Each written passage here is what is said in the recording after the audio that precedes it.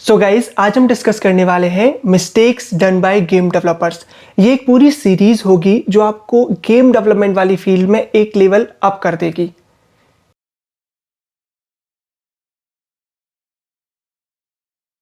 सो आज हमारे साथ हैं mister Rahul Sehgal sir from up your game with Rahul Sehgal.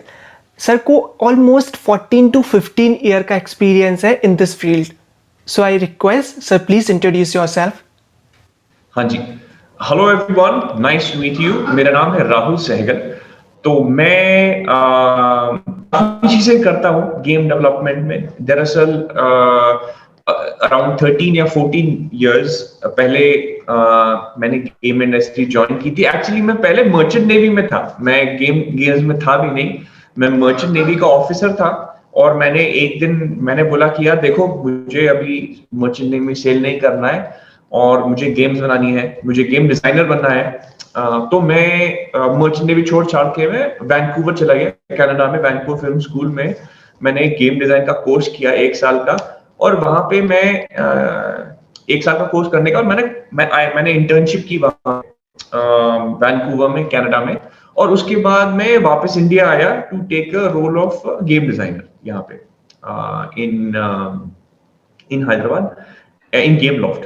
And after working there for some time, मैंने अपनी कंपनी सेटअप की और मैंने also सिखाना शुरू किया। तो एक्चुअली 10 पहले मैंने इनमें one of the first people जिन्होंने game design and production and game making सिखाना स्टार्ट किया था कॉलेजेस में, इंडिया में कुछ 10-11 साल पहले।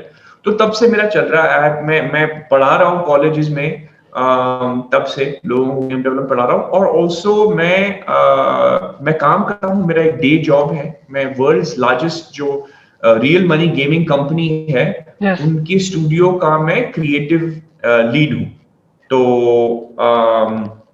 ऑल्सो मैंने क्या किया है कि मैंने अपना अप योर गेम शुरू किया है, जिसमें बेसिकली करियर मेंटरिंग हो और गेम एजुकेशन हो लोगों के लिए। और मेरा I have started something called gamer to maker Nitro वगैरह। मैं आपको गेमर टू मेकर जो मैं I will be telling you थोड़ा ज्यादा बताऊंगा आपको उसके बारे में। लेकिन मैं बेसिकली अपार्ट फ्रॉम गेम्स बनाने के अलावा और उसमें कंसल्टेंसी करता हूँ। तो मैं काफी मोबाइल गेम कंपनीज हैं वो मुझे बुलाते हैं and they hire me as a consultant for game design and the player experience etcetera. तो ये भी मैं साइड में करता हूँ, तो काफी कुछ करता हूँ। तो मतलब हम इस सीरीज में बहुत सारी चीज़ें डिस्कस कर सकते हैं।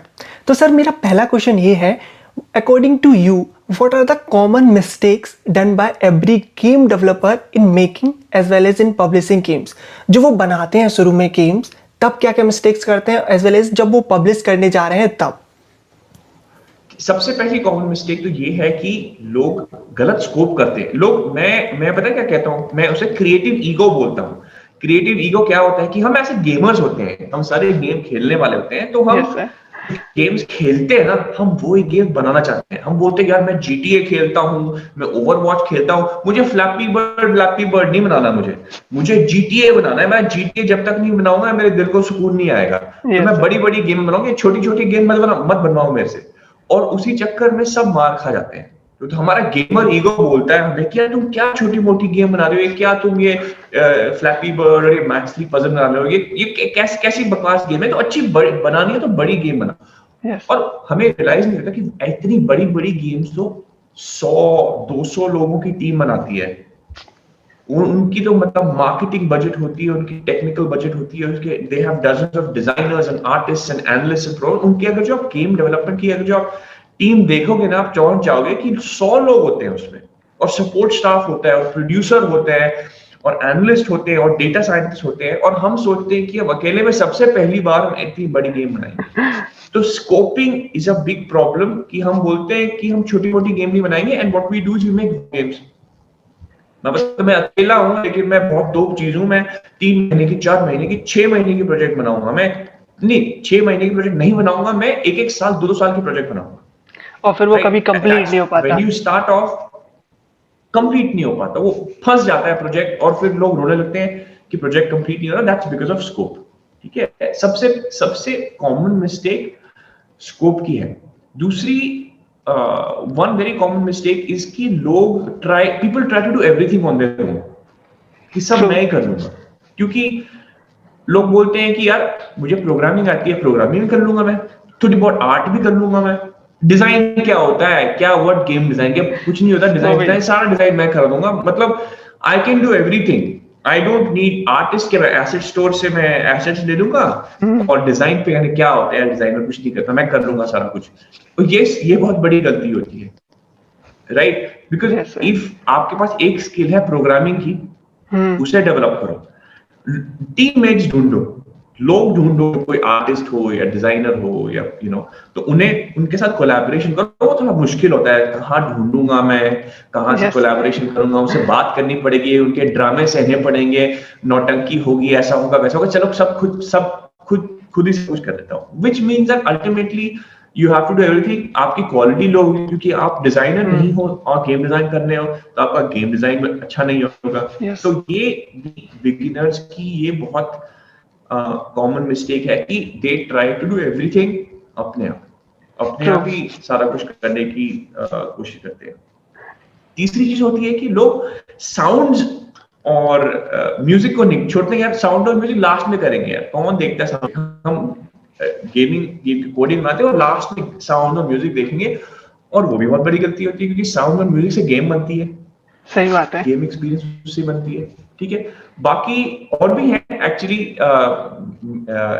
actually 7 mistakes, there are 7 mistakes in which I am talking about 3.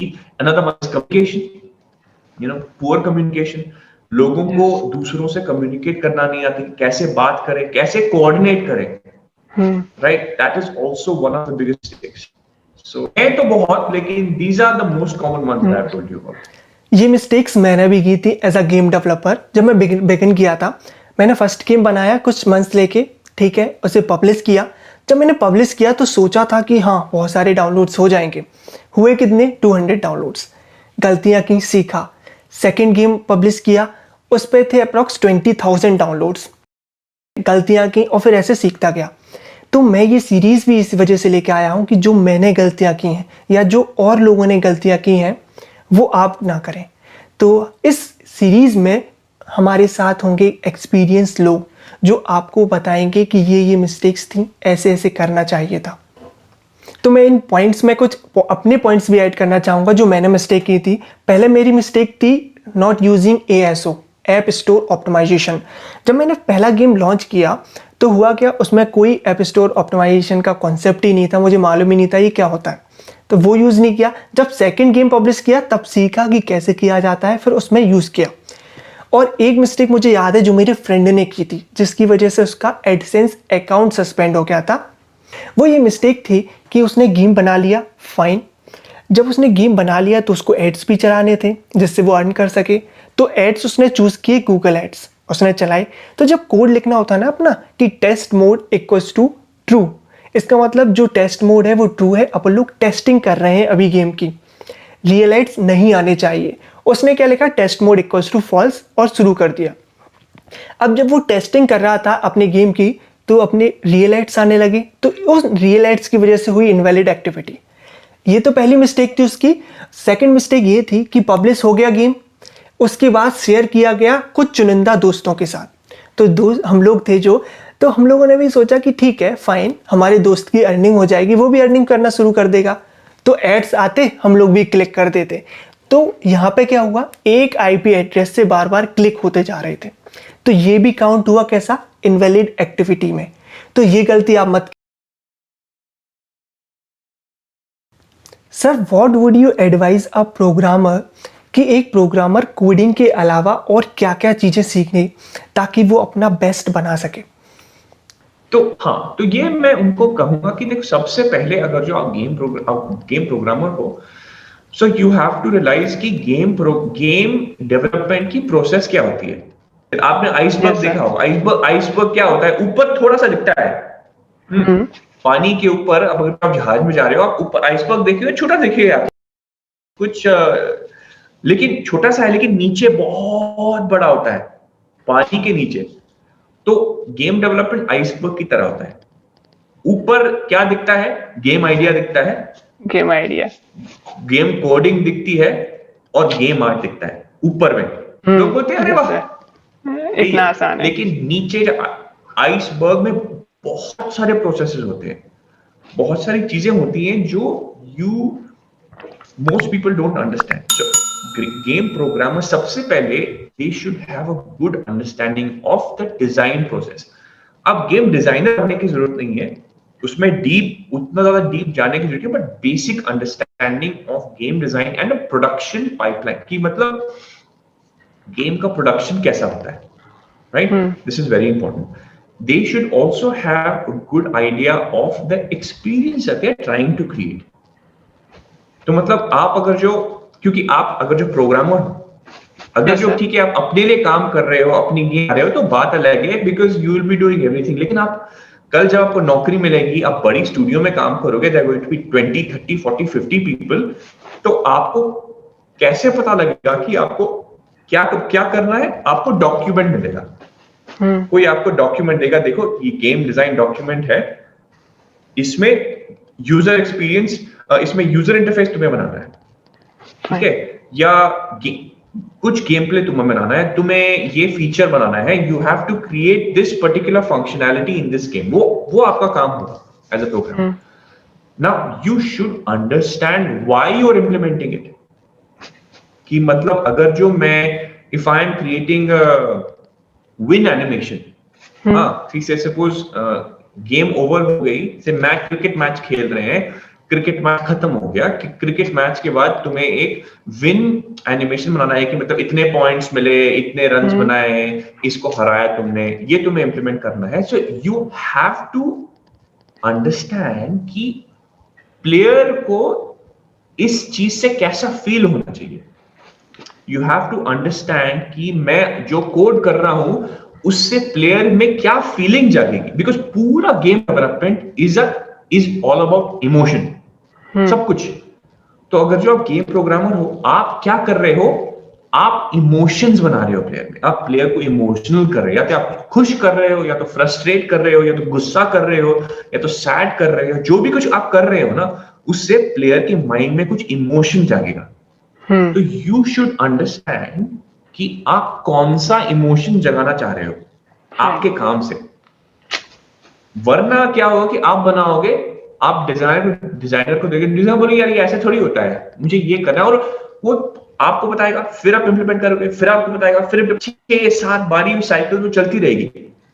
अगर जो आप ऐसे प्रोग्रामर हो कि आप पहली बार में आप एक्सपीरियंस समझते हो और इंप्लीमेंट करोगे, बोलोगे यार ये तो मतलब बॉन्ड आदमी है, ये तो इसको तो लीड प्रोग्रामर बनाइए, इसको तो टेक्निकल डायरेक्टर बना दो, you know. So everybody will love you. Testers will love you. The designers will love you. Studio managers will love you. Right? So that is the key for programmers to understand the experience that they're creating. सो इस video के last में मैं आपको एक good news भी देना चाहता हूँ. वो ये है कि सर एक इवेंट कंडक्ट करा 24th and 25th of July. इसमें वो अपने गेमिंग करियर के बारे में बताएंगे कि क्या क्या मिस्टेक्स होती हैं गेमर्स के साथ जब वो गेमिंग वाली फील्ड में जाते हैं, ताकि वो मिस्टेक्स आप ना करें. सेशन लाइव रहेगा, रिकॉर्डिंग नहीं मिलेगी आपको. लिंक होगी डिस्क्रिप्शन में, रजिस्टर कीजिएगा. और सर के चैनल की लिंक भी मैं डिस्क्रिप्शन में डाल दूंगा, जाइएगा, देखिएगा उनका कंटेंट कि क्या क्वालिटी कंटेंट वो बनाते हैं. आज से आप स्टार्ट करते हैं गेम डेवलपमेंट, तो क्या क्या चीज़ें आप सीखेंगे और कैसे स्टार्ट करेंगे.